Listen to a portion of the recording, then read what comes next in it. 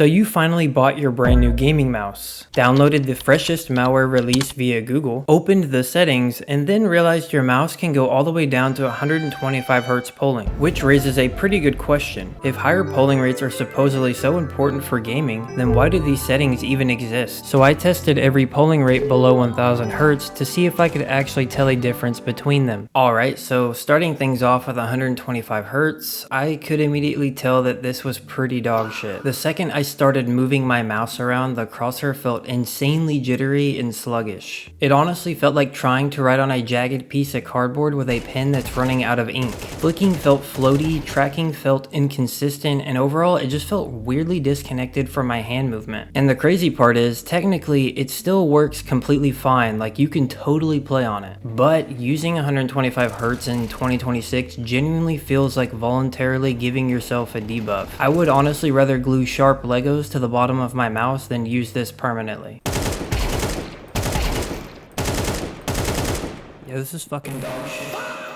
Next up was 250 Hz, and honestly this still felt pretty rough. It was definitely less jittery than 125 Hz, but it still had this weird shaky feeling during smaller adjustments. As you probably can see, my cursor still looks like it has Parkinson's enabled. This kind of feels like upgrading from 4GB to 6GB of RAM. Like technically yes, it is better, but you're still very aware that something feels off compared to what most people would consider the normal now. At this point, I started realizing that lower polling rates weren't necessarily making my aim impossible to use. They just made everything feel subtly delayed and less stable. Now 500 Hz is where things actually started improving quite a bit. Tracking felt noticeably smoother, micro adjustments felt more stable, and overall the mouse finally stopped feeling like it was fighting against me. It honestly felt like going from some cursed budget setup to an actual functioning gaming mouse again. This is basically the okay, now we're getting somewhere polling rate. The weird thing enough though is that every now and then I'd still notice this tiny bit of jankiness, like it almost felt similar to 1000 Hz but slightly drunk.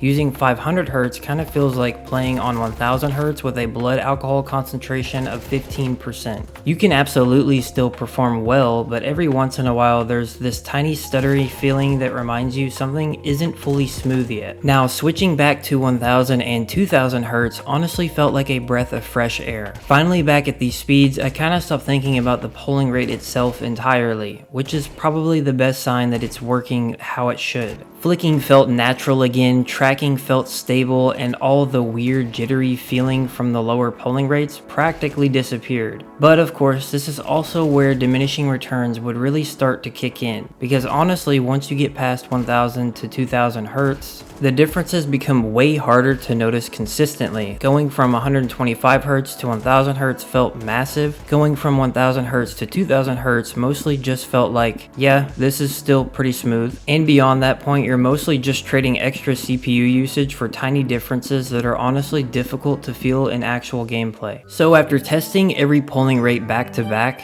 I honestly still think that 1000 or 2000 Hz really is the sweet spot for most people. Anything below that started feeling noticeably rough, jittery, and inconsistent, while anything above that mostly felt like diminishing returns. And honestly, the biggest thing I learned from this wasn't that lower polling rates are completely unusable, because my crosshair still moved, my shots still registered, and I could still play the game with those speeds. The real difference was how connected everything felt. Lower polling rates just made aiming feel slightly more unstable and disconnected from my actual hand movement. And once you test them back to back like this, you notice just how shitty and terrible lower polling rates can actually feel in game, and you also notice how higher polling rates beyond 2000 Hz don't really mean much in terms of actual performance gain. So here the obvious middle ground is just 1 to 2000 Hz, as I had said in my last video, and yeah, that's about it.